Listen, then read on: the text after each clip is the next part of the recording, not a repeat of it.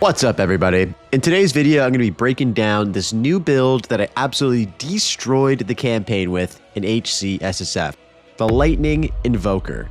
Why am I playing this build, you might ask? Well, I died on my Ice Shot Sniper Deadeye at level 95, and I didn't even get a clip.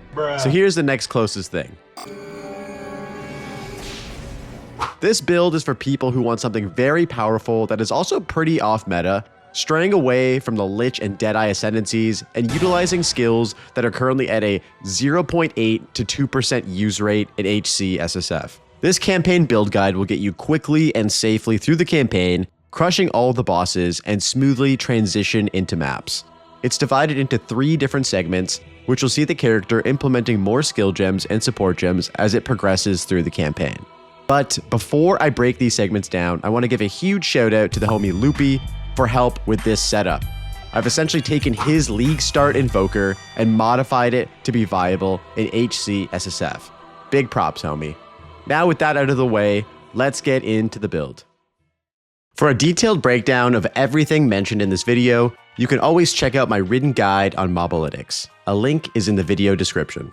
In the beginning, you'll be using the following skill gems from level 1 to 14. Starting off with Quarterstaff Strike, supported with rapid attacks for faster attack speed, and cold attunement for extra cold damage. The next pickup will be Glacial Cascade, which is your first gem that you're going to cut, supported by rapid attacks and cold attunement as well.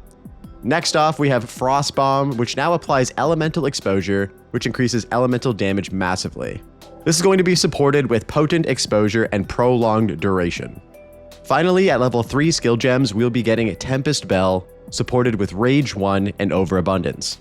For an early game rotation, it's essentially pre-casting Frostbomb, Quarterstaff striking until you're able to drop the bell, then smash that thing with Glacial Cascade or Quarterstaff Strike until the boss dies, which will happen very quickly with a good weapon. As always, try to upgrade your Quarterstaff every act or so. One absolutely incredible unique that will boost your DPS massively is the Painter's Gloves. This build totally works without them, but if you happen to be lucky enough to have them already or find them, definitely rock these because they will increase your damage significantly. Here's what the passive tree should look like after reaching level 14. Once you hit level 14, pick up Ice Strike to replace Quarterstaff Strike and throw on Herald of Ice on your first Spirit Gem. Support Ice Strike with the same supports as Quarterstaff Strike, and if you happen to find a lesser Jeweler's Orb, toss on Ice Bite as well for that extra cold damage. Support Herald of Ice with Magnified Area 1 and Cold Attunement. Rip this up on the next few bosses and areas until you hit level 22, where we will make the swap into Lightning, which will carry us all the way into maps. Here's an updated look at the passive tree at level 22.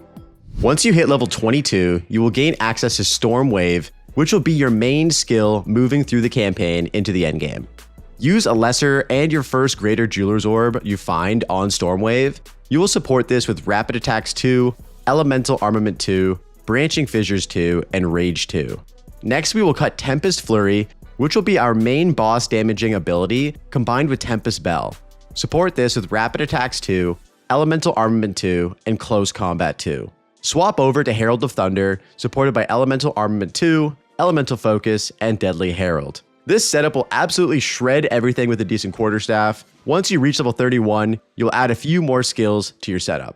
Charge Staff, which will be supported by Prolonged Duration 2, Elemental Armament 2, and Innervate. For Power Charge Generation, we'll be using Profane Ritual, supported by Rapid Casting 2, Compressed Duration 2, and Unleash.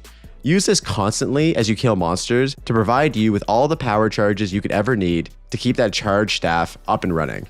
Pick up Wind Dancer at Act 3 after getting more Spirit and support it with Blind 2, Maim, and Wind Wave. I also grabbed Unbound Avatar after picking up my second Ascendancy points to absolutely melt bosses, and I supported this with Prolonged Duration and Lightning Mastery.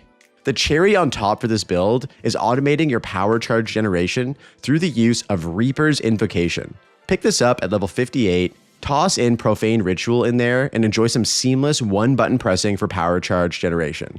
I also picked up Falling Thunder at this point, as I was finally able to use it with power charges, and I supported this with Ambrosia, Elemental Armament 2, Ricochet 2, and Inevitable Critical. Here's an important note about mana regeneration and sustain. This setup is super mana intensive.